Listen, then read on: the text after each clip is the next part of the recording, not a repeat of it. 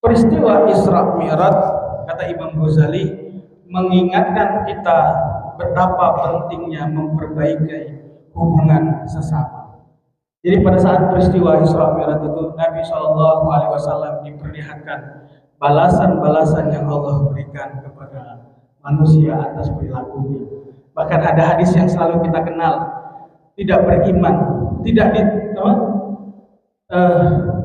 diterima sholat seseorang yang ia tidur dalam keadaan kenyang, sementara ia tahu ada tetangganya tidur dalam keadaan lapar.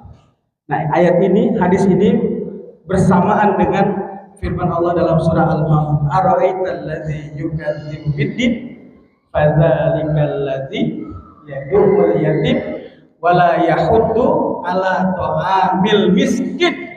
Nah, Allah mengingatkan kepada kita, fawailul lil musallin alladzina hum an salatihim sahun. Jadi kalau para ulama tafsir mengatakan jangan baca ayat itu fawailul lil musallin terputus.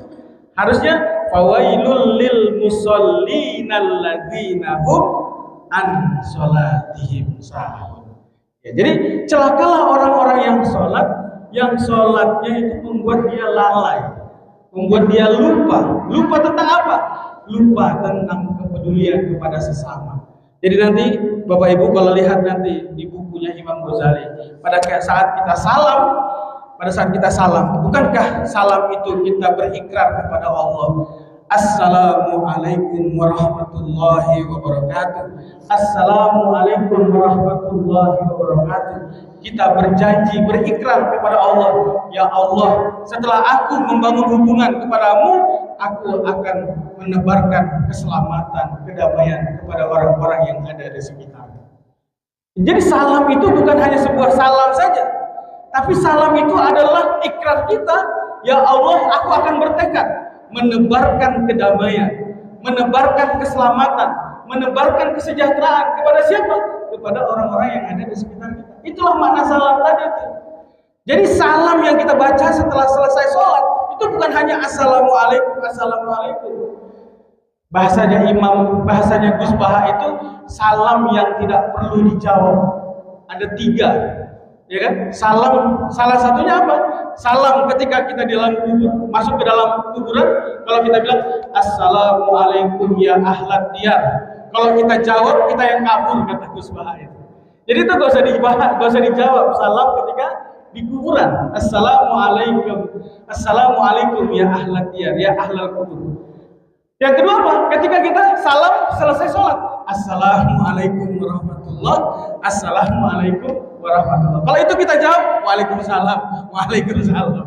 Itu nggak perlu. Jadi ada 3 salam, yang salah 2 yang tadi saya sampaikan. Jadi ada 3 salam yang tidak perlu dijawab. Nah, salah satunya apa? Salam ketika kita selesai sholat, itu adalah ikrar kita. Ya, janji kita kepada Allah agar setelah sholat maka orang harus selamat dari perbuatan kita. Al muslimu man salimal muslimuna min lisanihi wa yadihi. Jadi orang yang sholat itu, orang yang muslim itu adalah orang yang akan menebarkan keselamatan kepada orang lain. Baik dari apa? Dari kejahatan lisan kita atau kejahatan tangan kita. Tangan kita itu bisa jadi kebijakan kita. Ya boleh jadi kerja-kerja kita dan seterusnya.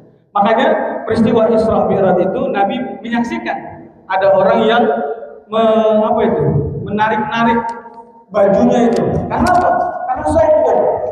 Ya sombong dia, dicekik oleh bajunya sendiri. Dia sombong kepada orang lain. Ada lagi banyak peristiwa-peristiwa yang karena apa?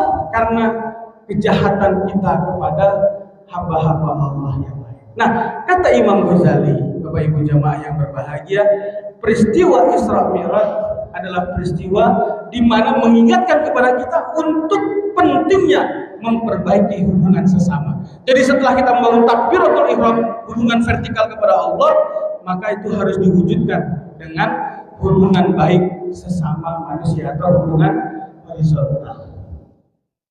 Jadi jangan sampai saleh sendiri, Ustaz saleh sendiri bukan. Jadi jangan saleh individual sehingga lupa pada kesalehan sosial.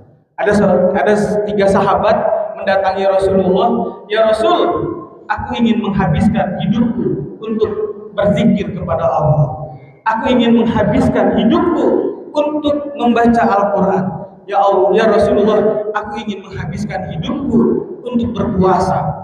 Aku tinggalkan keluargaku, aku tinggalkan pekerjaanku." Kemudian Rasulullah menegur 3 sahabat itu, "Jangan kau lakukan. Kenapa? Aku ini Rasulullah. Aku sholat, di saat yang sama aku juga bekerja. Aku puasa, di saat yang sama aku juga berbuka.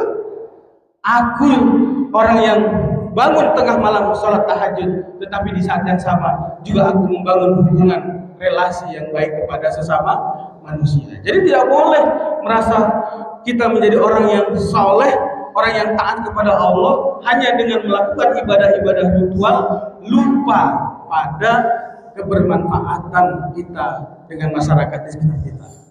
Jadi Nabi Muhammad SAW diperlihatkan balasan yang Allah berikan kepada manusia, baik perbuatan-perbuatan yang baik ataupun perbuatan-perbuatan yang jahat. Yang